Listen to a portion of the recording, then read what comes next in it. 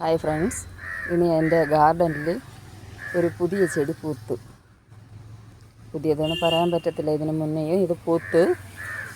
പക്ഷേ അത് വീഡിയോ എടുക്കാൻ പറ്റിയില്ല. ഇന്നാണെങ്കിൽ അത് വിരിഞ്ഞ് വന്ന് മഴ കാരണം അതിൻ്റെ ഭംഗിയൊക്കെ പോയി.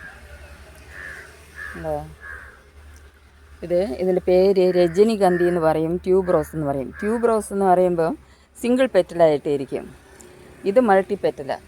അതിൻ്റെ പൂവ് റോസാപ്പൂ പോലെ, ഈ അടുക്കുമുല്ല അതിൻ്റെ പൂ പോലെ വലിയ പൂവായിരിക്കും. ഇതിപ്പോൾ ചുരുങ്ങിപ്പോയി. അത് മഴ കാരണം അതിൻ്റെ കളറും ഒരു മഞ്ഞ കളർ പോലെ ആയി. നേരത്തെ ഒരു ചെടിയിൽ നിന്ന് ഒരു പൂ വന്ന് ഇപ്പോൾ ഇതാ ഒരു കൊത്തു കൂടെ വന്നു.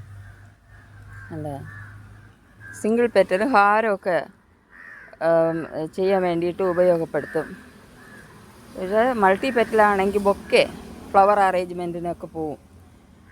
ഇത് നല്ല ഡിമാൻഡുള്ള ഒരു പ്ലാന്റാണ്. നിൽക്കുമ്പോൾ നല്ല രസമുണ്ട്, കാണാനും ഭംഗിയുണ്ട്, നല്ല മണമാണ്, നല്ല വാസനയുണ്ട്.